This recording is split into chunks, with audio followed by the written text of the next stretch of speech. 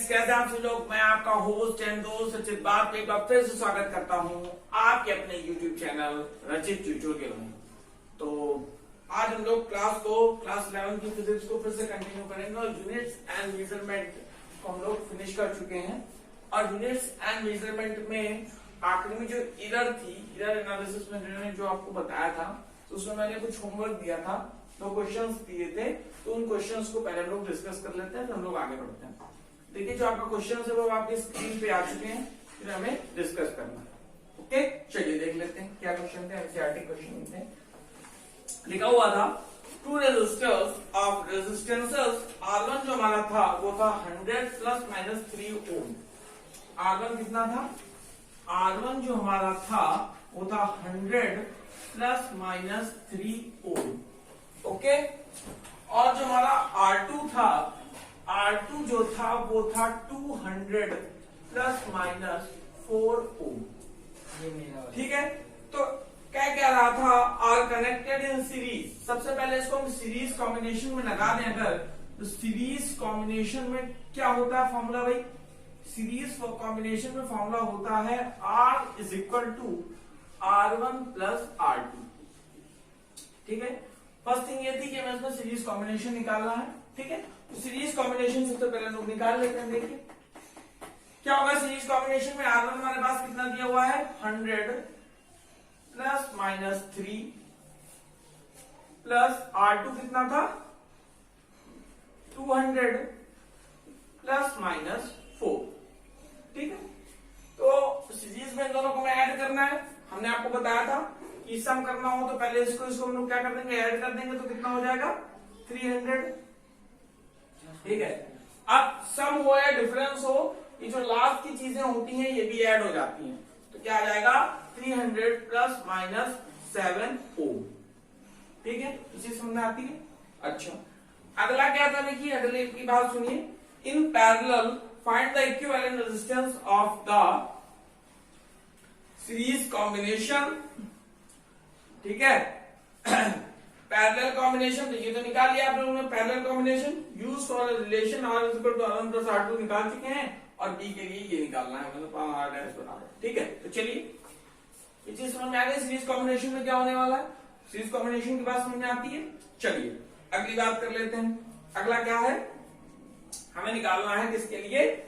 1/R' = 1/R1 + 1/R2। ठीक है, 1/R', ये चीज आपने नोट कर ली, मैच कर लिया। चलिए देख लेते हैं। अब हमें निकालना है 1/R'। क्या निकालना है भाई? 1/R' निकालना है। ठीक है, 1/R' ले लेते हैं हम लोग। तो क्या आएगा? देखिए भाई, 1/R' इज इक्वल टू क्या हो जाएगा? 1/R1 + 1/R2 हो जाएगा। देखिए अब इसमें हम लोग ऐड करने में क्या करेंगे? ये हमारे पास डेल्टा R है, ये है ना, रिप्रेजेंट करने के लिए। तो हम लोग इसको R' निकालने में इसको लेकर नहीं चलेंगे, हम लोग इसको और इसको लेकर चलेंगे। ठीक है, तो क्या आ जाएगा? 1/R' इज इक्वल टू क्या आ जाएगा? बोलो भाई, 1/100 + 1/200। ठीक है, तो जब एलसीएम ले लेंगे हम लोग, तो 1/R' इज इक्वल टू जो एलसीएम आया वो आया 200। ठीक है, तो 200 लिया तो यहाँ पे आया 2 और यहाँ पे आ गया 1। तो 1/R' इज इक्वल टू जो आता है वो हो जाता है 3/200। ठीक है, तो जो हमारे पास R' की वैल्यू आई वो आई 200/3। ठीक है, तब जो 3 आई, अब इसको हम लोग 3 से डिवाइड करें तो क्या हो जाएगा? 3 × 6 = 18। ठीक है, 3 × 6 = 18 पॉइंट, 3 × 6 = 18। तो R' की वैल्यू कितनी है? 66.6 आई। बोलो भाई, तो R' की वैल्यू आई हमारे पास 66.6। ठीक है, अच्छा आगे देखिए क्या कहता है। इतनी चीज निकालने के बाद अगर आपको R' मिल गया है, ठीक है, नोट कर लीजिए, तो थोड़ा आगे की बात करते हैं। और हमें जो चीज निकालनी है वो क्या निकालना है? निकालना है डेल्टा R'। इसी समझ में आ गई? बोलो भाई, चलो नोट कर लीजिए पॉज करके वीडियो को। ठीक है, चलिए आगे देखिए। ये चीज हमारे पास आ चुकी है ना। अब हमें निकालना क्या है, अब हमें निकालना है डेल्टा आर डैश अपॉन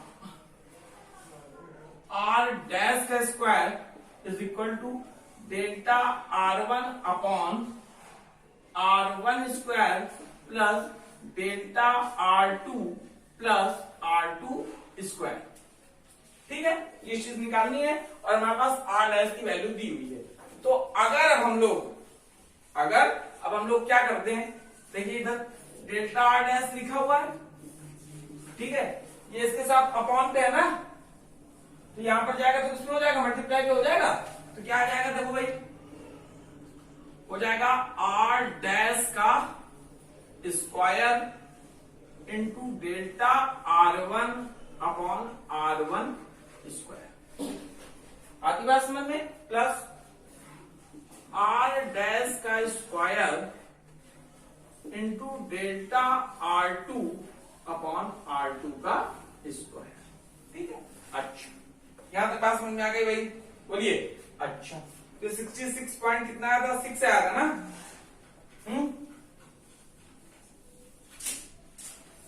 कितना आया था, 66.6 आया था। ठीक है, अच्छा, अब देखिए, अगर हम इसको लिखना चाहें तो इसको हम क्या लिख सकते हैं, बोलिए,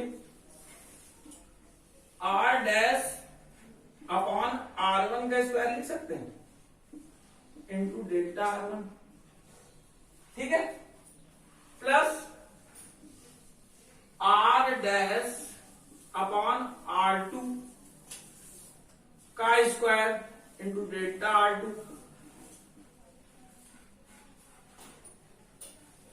यहीं तक कवर था ना, ठीक है, डेल्टा R2। ठीक, अब देखिए क्या हो जाएगा, और से देखिएगा बात हमारी। ठीक, अच्छा, R डैश की वैल्यू कितनी है भाई, बोलो, R डैश की वैल्यू कितनी है, 66.6। तो क्या लिखते हैं यहां पर, 66.6 अपॉन R1 कितना है, ये वाला ले लेंगे अभी, क्योंकि ये डेल्टा R1 है। ये क्या है, डेल्टा R1। तो यहां पर क्या आ जाएगा, 100 का स्क्वायर इंटू डेल्टा R1 कितना भाई, बोलो, 3 प्लस R डैश की वैल्यू कितनी थी, 66.6 अपॉन 100 का स्क्वायर इंटू डेल्टा R2 की जगह क्या आ जाएगा, बोलो, डेल्टा R2 की जगह आ जाएगा 4। ठीक है, अब आप लोग इसको सॉल्व कर लीजिएगा, कॉमन कर लीजिएगा इसको, है ना, तो 4 3 क्या हो जाएगा, 7 हो जाएगा। और इसको जब आप लोग सॉल्व करेंगे तो यह आ जाएगा कितना, 1.8।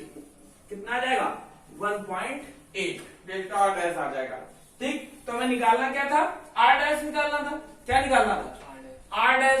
तो R डैश कैसे निकलेगा, बोलिए भाई, R डैश निकलेगा कुछ इस तरीके से। ये R डैश को हम प्रेजेंट करेंगे, किससे प्रेजेंट करेंगे, डेल्टा R डैश को किससे प्रेजेंट करेंगे, बोलो भाई, R डैश है, तो सबसे पहले हमारे पास R डैश निकला था, ये क्या लिखना, R डैश को प्रेजेंट करना है ना, ये R dash plus delta R dash, ये तो लिखते हैं। तो डेल्टा R डैश हमारे पास आ गया कि नहीं आ गया, तो रिप्रेजेंटेशन कैसे हो जाएगा इसका, रिप्रेजेंटेशन हो जाएगा 66.6 प्लस माइनस लगा दोगे, ठीक है, 1.8, ये हो जाएगा। ठीक है, यहाँ तक चीज समझ में आती है, नोट कर लीजिए। चलिए, नोट कर लिया होगा आप लोगों ने, है ना। और एक दूसरा भी होमवर्क था, दूसरा क्वेश्चन था जो आपके स्क्रीन पर आ चुका है, दिख रहा है, ठीक है, उसको हम थोड़ा सॉल्व करेंगे, उसको देखेंगे। ठीक है, चलिए, क्या था देख लेते हैं, मिटा देता हूं स्कोप में, है ना।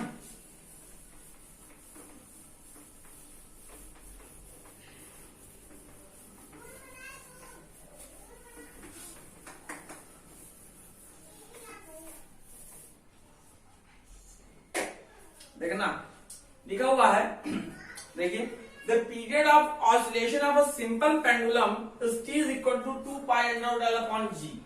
t कितना दिया हुआ है भाई, बोलिए, t is equal to 2 pi under root l upon g दिया हुआ है, l अपॉन g। अच्छा, l कैपिटल है, कोई बात नहीं, दिया है तो l कैपिटल ही है। ठीक है, measured value of L 20 centimetre. जो मीजर्ड वैल्यू है एल की वो कितनी है? 20 सेंटीमीटर है। Known to 1 millimetre accuracy. Accuracy कितनी है? यानी कि डेल्टा एल की बात कर रहा। डेल्टा एल कितना बोलो भाई? डेल्टा एल कह रहा है 1 मिलीमीटर। कितना कह रहा है? 1 मिलीमीटर। तो 1 मिलीमीटर है, इसको जब सेंटीमीटर में डिवाइड करेंगे तो 0.1 हो जाएगा। से डिवाइड कर देंगे सेंटीमीटर में कन्वर्ट करने के लिए, तो डेल्टा एल की वैल्यू कितनी आ गई? 0.1।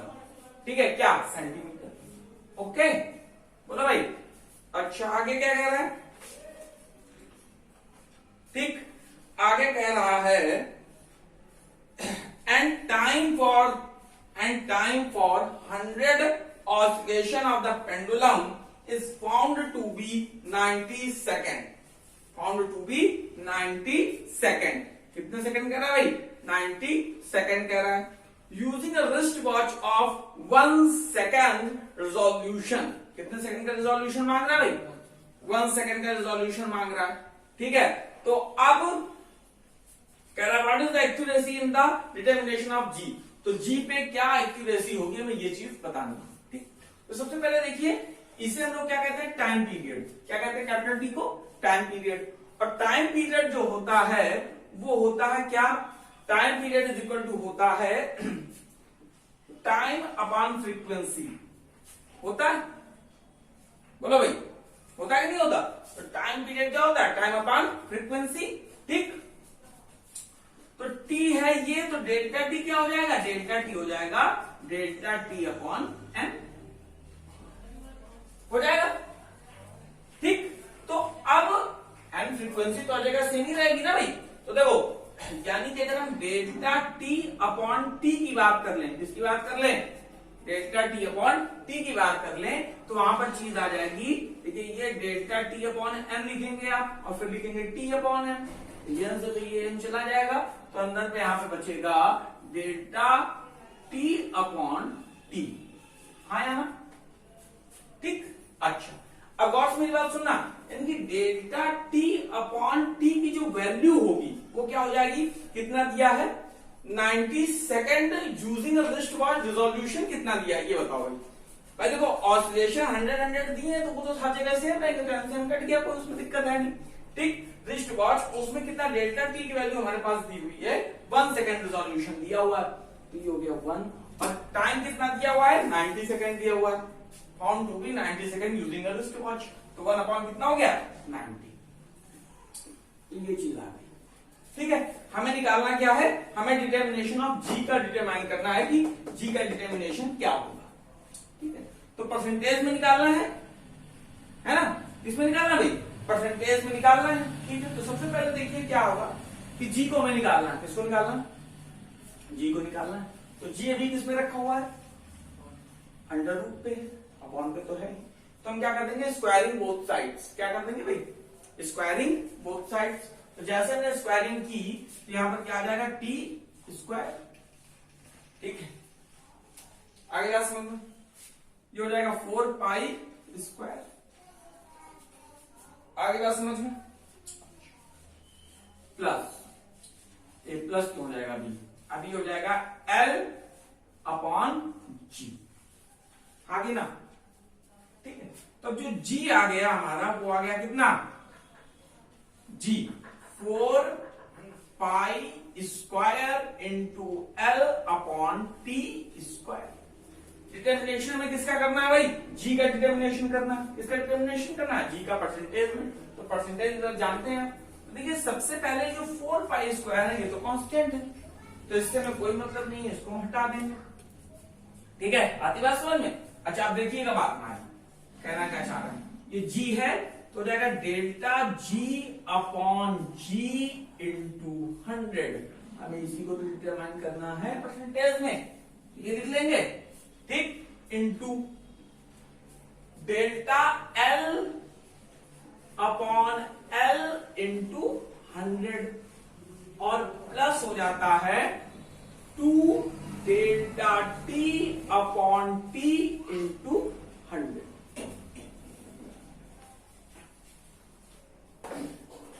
ठीक, इतनी चीज समझ में आ गई?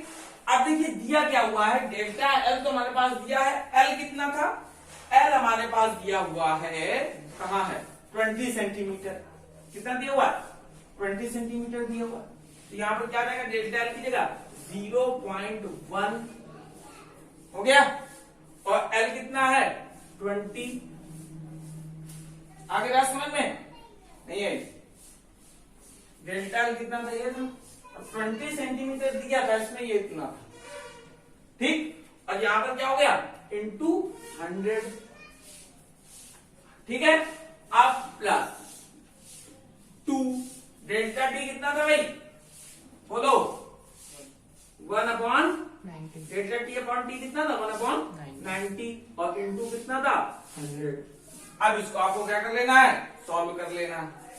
क्या कर लेना है भाई, सॉल्व कर लेना है। तो कर लोगे नहीं कर लोगे, बोलो नहीं कर पाओगे, हैं कर लोगे।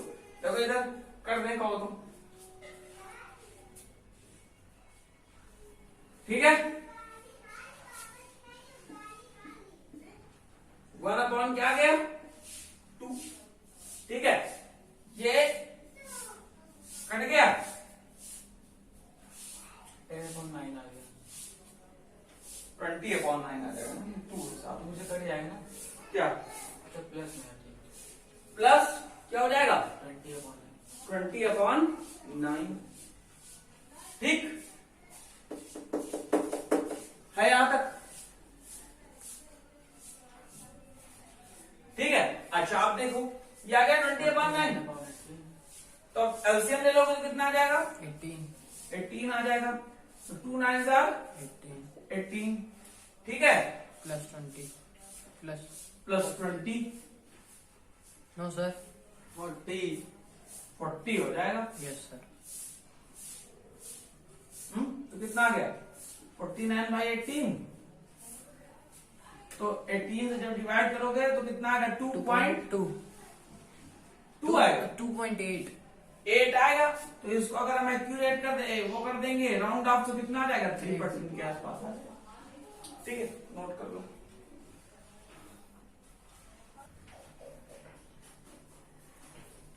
चलिए ये तो था आपका होमवर्क जो मैंने आपके साथ डिस्कस कर लिया, और अब जो हम लोग शुरू करने जा रहे हैं लेसन है, लेसन का नाम है मोशन इन 1 डायमेंशन, जो कि आता है काइनामेटिक्स पे, ठीक है। किस पे आता है, काइनामेटिक्स पे, और काइनामेटिक्स आती है मैकेनिक्स के अंदर। तो अब जो हम लोग पढ़ने वाले हैं वो मैकेनिक्स को स्टार्ट करने वाले हैं, पूरा अब मैकेनिक्स ही पढ़ेंगे, ठीक है। तो अब जितना भी आपको यहां तक पढ़ना है सारी चीजें मैकेनिक्स में ही पढ़नी है, ठीक है। तो यहां तक सारी चीजें आपको क्लियर होंगी, ठीक है। तो अब जो स्टडी है थोड़ी कंसेप्चुअल बेस्ड स्टडी है, तो गौर से सुनिएगा, अच्छे से समझिएगा, ठीक है, और फील लीजिएगा थोड़ा, ठीक। चलिए देखते हैं, मिटा दें इसको, चलिए भाई। सबसे पहले हम लोग बात करेंगे कि मैकेनिक्स होती क्या है, किसकी बात करेंगे, मैकेनिक्स की। तो मैकेनिक्स के हमारे पास 3 पार्ट हैं मैकेनिक्स। पहला पार्ट है हमारा स्टैटिक्स, दूसरा पार्ट है हमारा डायनामिक्स, और तीसरा पार्ट है हमारा काइनामेटिक्स।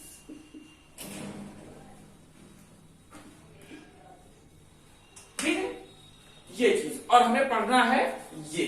तो सबसे पहले हम लोग ये जानेंगे कि मैकेनिक्स होती क्या, ठीक है। तो मैकेनिक्स क्या होती है, मैकेनिक्स फिजिक्स की एक ब्रांच है।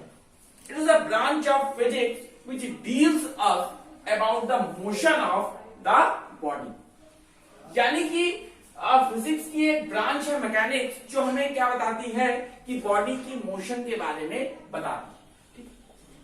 और हमारे पास जो मैकेनिक्स है इसके 3 पार्ट है। कितने पार्ट है, नाम से ही पता चला, स्टैटिक रुका हुआ, ठीक है, डायनामेटिक्स गति करता हुआ, और काइनामेटिक्स। तो सारी चीजें समझते हैं। तो स्टैटिक्स क्या होती है, it is a branch of mechanics, it is the branch of mechanics which deals क्या, which deals with the study of body which is at rest. कहां पर होगी? At rest. ठीक है। और डायनामिक्स पे क्या होगा? एट मोशन पे। कहां पर होगी? At motion. और बात आती है काइनेमेटिक्स। तो यहां से हमें स्टार्ट करना है और इसमें जो फर्स्ट लेसन है उसका नाम है motion in a one dimension. That means straight line, ये भी कह सकते हैं एक डायमेंशन में मोशन। ठीक है, तो ये चीज समझ में आई। अब हम लोग काइनेमेटिक्स की बात करते हैं। चलिए मिटा देता हूं इतना, समझ आ गई बात। चलिए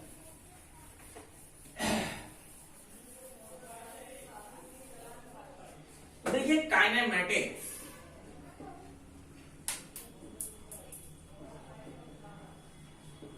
जो काइनेमेटिक्स है ये देखिए क्या है, दो वर्ड से मिलकर बना हुआ है। एक बना है काइने से और दूसरा है मैटिक्स। ठीक है, तो जो काइने है, काइनेमेटिक्स है ना, तो ये ग्रीक वर्ड काइनेमस से बना है जिसका मतलब होता है मोशन। क्या होता है? मोशन। और ये हुआ मोशन और मैटिक्स का मतलब क्या हुआ? मैथ्स। यानी कि वो सारी चीजें जो मोशन में मैथ्स जहां जहां पर अप्लाई होगी वो हमारी चीज क्या होगी? काइनेमेटिक्स। यानी कि मोशन में जो मैथ्स अप्लाई होती है उसे हम कहते हैं काइनेमेटिक्स। ठीक है, तो अब मोशन की बात आ गई और किसकी बात आ गई? मैथ्स की बात आ गई। तो ये तो बात थोड़ी सी अभी आगे चर्चा हो जाएगी काइनेमेटिक्स में मैथ्स कहां कहां पे अप्लाई होगी। बट अभी हम लोग जहां पर मोशन आता है वहां पर एक चीज हमें मिल जाती है, रेस्ट। सर मोशन क्या होता है और रेस्ट क्या होता है? तो क्लास 9 में आप लोग बहुत अच्छे से पढ़ कर आए हैं कि मोशन क्या है और रेस्ट क्या है। पढ़ के आएंगे? नहीं पढ़ के आए? क्या होता है भाई रेस्ट? रेस्ट क्या होता है? When the body does not change its position with their surrounding with respect to time. यानी कि जब कोई बॉडी है या कोई ऑब्जेक्ट है वो अपनी पोजीशन को चेंज नहीं करता है with respect to their surrounding, अपनी सराउंडिंग के रिस्पेक्ट में और इन द टाइम के साथ, तो उसे हम कहते हैं कि एट रेस्ट। जैसे एग्जांपल के लिए हमारे पास ये व्हाइट बोर्ड है, तो व्हाइट बोर्ड किस पे है? एट रेस्ट पे है, क्योंकि आप लोगों की जो क्लास चल रही है यहां पर इसने समय के साथ और सराउंडिंग के साथ, चाहे आप आए चाहे आप आए चाहे आप आए, कोई भी आया पर इसने अपनी क्या पोजीशन को चेंज नहीं किया, टस से मस नहीं हुआ, वहीं का वहीं बना हुआ है। ठीक है, चाहे रात का 12 बज जाए तो भी ये यहीं पर टंगा रहेगा, चाहे सुबह का 6 बज जाए तो भी ये यहीं पर टंगा रहेगा। तो समय के साथ और सराउंडिंग के साथ जो अपनी क्या पोजीशन को चेंज नहीं कर रहा है उसे हम क्या कहते हैं कि बॉडी कहां पर है? रेस्ट। समझ में आती बात? रेस्ट का मतलब रेस्ट। ठीक है, अब दूसरी चीज आती है मोशन। क्या बात है? मोशन। तो देखिए मोशन क्या होती है? मोशन क्या होती है? मोशन होता है when the body change its position with their surrounding with respect to time, specific time या टाइम इंटरवल, कुछ भी कह सकते हो। यानी कि समय के साथ जब कोई बॉडी या कोई ऑब्जेक्ट अपनी पोजीशन को क्या कर देता है? चेंज कर देता है, उसे हम क्या कहते हैं कि बॉडी किसमें है? मोशन में। एग्जाम्पल के लिए हम लोग चलते फिरते हैं, घूमते फिरते हैं, तो सराउंडिंग के साथ क्या हो रहा है? सारी चीजें चेंज हो रही है कि नहीं चेंज हो रही है? बोलिए भाई, सराउंडिंग के साथ सारी चीजें चेंज हो रही है। कैसे? अभी आप जहानाबाद में हैं, ठीक है, कहां पर है? जहानाबाद में। कानपुर जाना है, ठीक, 2 घंटे में आप कानपुर पहुंच जाते हैं। ठीक है, तो क्या हुआ? सराउंडिंग के साथ आप में चेंजमेंट आया। क्यों? क्योंकि 2 घंटे बाद भाई देखिए बोर्ड था, चाहे रात का 1 बज जाए चाहे 2 बज जाए तो यही टंगा है, ये तो एडजस्ट पे है। लेकिन अगर आपको कानपुर जाना है तो जाना है, तो भाई जाना है, 2 घंटे में हमें पहुंचना है, तो 2 घंटे बाद क्या हम यहीं पर रहेंगे, क्या यही सराउंडिंग रहेगी? मतलब समय के साथ हमने अपने आप को चेंज कर दिया, मतलब हमारी पोजीशन चेंज हो गई। और समय के साथ अपने आप को चेंज करने का मतलब ये नहीं हो गया कि जो पना आ गया, वो नहीं है ना। मतलब क्या हो गया कि हमने अपना जहां पर थे वहां से हमने वो उस सराउंडिंग को हमने छोड़ दिया। ठीक है, बात समझ में आई? ठीक, एग्जाम्पल जानी गए। जैसे कार चलती है, बस चलती है, कार है ना, तो ये सब क्या है? ये सब क्या है? मोशन। क्या है? मोशन।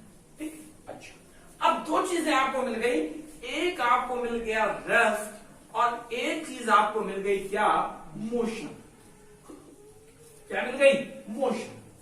तो अब हम ये कहते हैं rest and motion are relative term. कैसे टर्म है? रिलेटिव टर्म है। अब आपका क्वेश्चन होता है सर हाउ, कैसे रिलेटिव टर्म है? ये तो रिलेट कर ही नहीं सकते। क्यों? क्योंकि रेस्ट का मतलब होता है रेस्ट में और मोशन का मतलब होता है चलना फिरना। क्वेश्चन बनता है कि नहीं, तो सर रिलेट कैसे कर रहे हैं? रिलेट बेटा इस तरीके से कर रहे हैं कि ये डिपेंड करते हैं ऑब्जर्वर।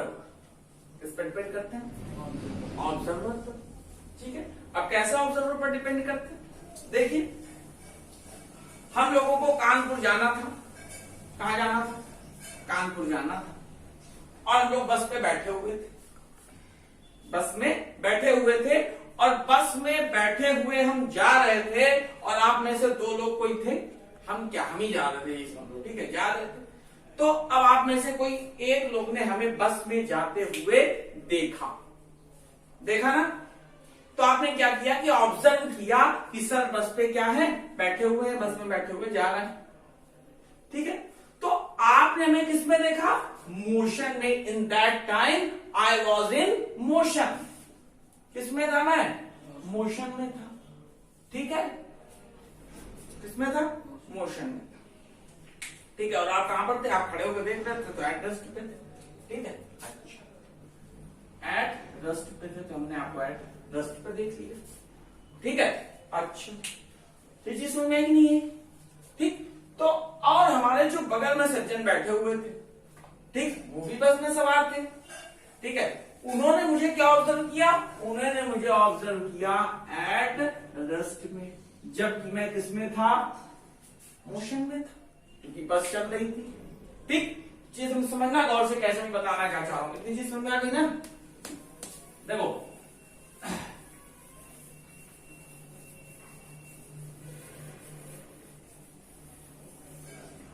बात गौर से सुनना। रेस्ट, ये हो गया रेस्ट और ये हो गया motion. Rest and motion are relative term. कैसे टर्म होते हैं? Relative term. कैसे रिलेटिव टर्म हुए? बोलो भाई। रिलेटिव टर्म इस तरीके से हुए। किस तरीके से रिलेटिव टर्म हुए? रिलेटिव टर्म इस तरीके से हुए क्योंकि डिपेंड करते हैं किस पे? ऑब्जर्वर। किस पे डिपेंड करते हैं? ऑब्जर्वर पर डिपेंड करते हैं, इसलिए ये रिलेटिव टर्म है। तो आपका एक क्वेश्चन ये उठता है सर, ये रेस्ट और ये motion, these are 2 different things, ये कैसे एक दूसरे पर रिलेट कर सकते हैं? तो हमने बताया ऑब्जर्वर। तो आपने पूछा कैसे, तो मैंने आपको बताया कि हम कानपुर जा रहे हैं बस में बैठकर। ठीक है, तो जब बस चल रही थी, ये मान लीजिए हमारी प्यारी सी छोटी सी नन्ही सी दुलारी सी बस है। ठीक है, क्या है? बस है। ठीक, और बस से उस रोड पे हम जा रहे थे, एक पहिया छोटा है, एक पहिया बड़ा, कोई बात नहीं, जाना है तो जाना है। ठीक है, चलिए, ये हमारी बस है, इसको मानिए रोड पर चल रहे हैं हम लोग। ठीक, यहां पर आप खड़े थे, यहां पर आपने देखा हमें। ठीक है, आप किसमें थे? एट रेस्ट पे। तो आपने एक चीज ऑब्जर्व करना शुरू की कि सर इसमें बस में बैठे हुए।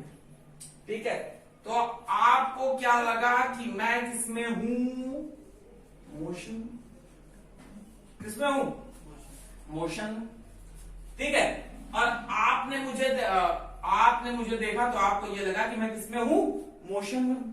ठीक, और जो हमारे बगल में साथी बैठे हुए थे, या मैंने जब ड्राइवर को देखा, ये आप समझ लीजिए ऐसा, तो जब मैंने ड्राइवर को देखा तो ड्राइवर मुझे किस में नजर आया, एट रेस्ट पे नजर आया, जबकि बस क्या थी, चल रही थी।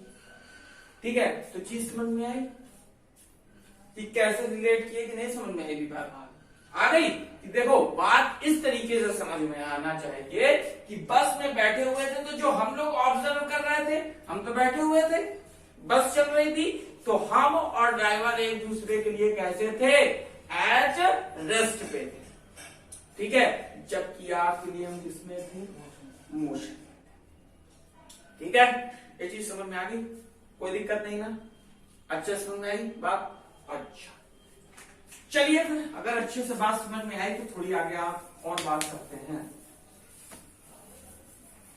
कि अब इस चैप्टर में जितने भी बॉडी या ऑब्जेक्ट हम पढ़ेंगे वो सब होंगे पॉइंट, क्या हो जाएंगे, पॉइंट साइज होंगे। कैसे होंगे, पॉइंट साइज होंगे, पॉइंट मास ऑब्जेक्ट होंगे। कैसे होंगे, पॉइंट मास ऑब्जेक्ट। कैसे ऑब्जेक्ट होंगे, पॉइंट मास ऑब्जेक्ट होंगे। तो आपका क्वेश्चन सर ये होता है, सर पॉइंट मास ऑब्जेक्ट क्या होता है, अगर ये सब पॉइंट मास ऑब्जेक्ट है तो पॉइंट मास ऑब्जेक्ट वो ऑब्जेक्ट होते हैं, point mass object are those object, ठीक है, विच क्या, which covered distance, which covered higher distance, which covered higher distance, ये कह सकते हैं कंपेयर टू इट्स साइज। मतलब कि क्या कह सकते हैं हम, ये कह सकते हैं कि पॉइंट मास ऑब्जेक्ट वो ऑब्जेक्ट होते हैं जो क्या करते हैं, जो साइज में तो छोटे होते हैं पर साइज से ज्यादा क्या करते हैं, डिस्टेंस को कवर करते हैं। ठीक है, तो सारी चीजें यही हम लोग को इसमें देखनी है। जैसे एग्जांपल के लिए जो हमारी अर्थ है, अर्थ सन के लिए पॉइंट मास ऑब्जेक्ट है। ये हमारा सन है, तो सन के चारों ओर क्या कर रही है, चक्कर लगा रही है, अराउंड क्या कर रही है, रिवॉल्यूशन, रिवॉल्यूशन कर रही है, रिवॉल्व हो रही है चारों ओर अर्थ के। तो कैसा है, पॉइंट मास ऑब्जेक्ट। क्यों, क्योंकि अगर साइज के हिसाब से बात करें तो क्या है, ये बहुत छोटी है पर उससे ज्यादा सन के पीछे छोटी है ना, और बहुत अच्छे से क्या लगा रही है, चक्कर लगा रही है, जोरदार। तो जितने भी ऑब्जेक्ट यहां पर हम लोग पढ़ेंगे वो सब कैसे होंगे, पॉइंट मास ऑब्जेक्ट। और अगली चीज आती है कि पोजीशन क्या होती है, तो पोजीशन आप लोग जानते ही, जहां पर वो सिचुएटेड है, जहां से वो चलना शुरू कर रही है, जहां वो पहुंच रही है, तो वो सारी चीजें क्या होती हैं, पोजीशन होती है। अब थोड़ी सी बात हम लोग करेंगे डिस्टेंस एंड डिस्प्लेसमेंट की, इसकी बात करेंगे डिस्टेंस एंड डिस्प्लेसमेंट की। इतनी चीज समझ गए आप। चलिए अब हम लोग बात करते हैं थोड़ा सा डिस्टेंस की और डिस्प्लेसमेंट की। थोड़ा सा डिफाइन और डिफिनेशन टाइप बताऊंगा, बाकी सारी चीजें इसका कॉन्सेप्ट हम लोग कल समझेंगे। ठीक है, ओके, थोड़ा सा जान लीजिए डिस्टेंस क्या होती है, तो थोड़ा उसके अच्छे से न्यूमेरिकल भी जो बनते हैं उसकी हम लोग थोड़ी सी बात करेंगे। डिस्टेंस, डिस्टेंस क्या होती है, डिस्टेंस क्या होती है, चलिए डिस्टेंस क्या होती है, डिस्टेंस को हम क्या कह सकते हैं, क्या कह सकते हैं, द एक्चुअल लेंथ, या हाँ द एक्चुअल लेंथ या the actual path of length which is covered by a moving object या एक मूविंग बॉडी। यानी कि द एक्चुअल लेंथ, या क्या कहते हैं, the actual path of length, the actual path of length, actual length of path का actual length, हाँ, the actual length of path which is covered by an object, by an object, by a moving object, या by an object, ये कह दो by an object। ठीक है, नहीं ऐसे ना कहूं, मैं बताता हूँ डिस्टेंस की सही से definition. The actual length of path, the actual length of path which is covered by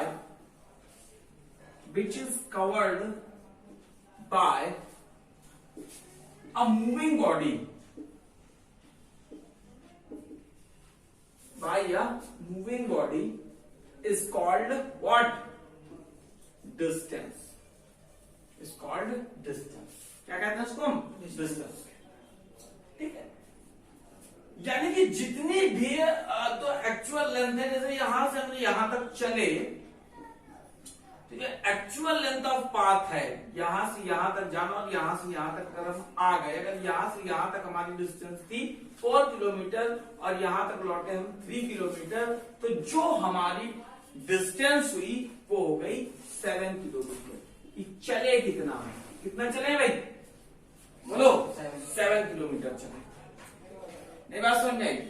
ठीक है, अगली चीज आती है डिस्प्लेसमेंट। ठीक है, वो मैं आपको कल बताऊंगा कॉन्सेप्ट के साथ। ठीक है, तो अगर वीडियो अच्छी लगी हो तो आपको करना क्या है? लाइक, शेयर एंड सब्सक्राइब आपका अपना यूट्यूब चैनल रचित ट्यूटोरियल। जय हिंद।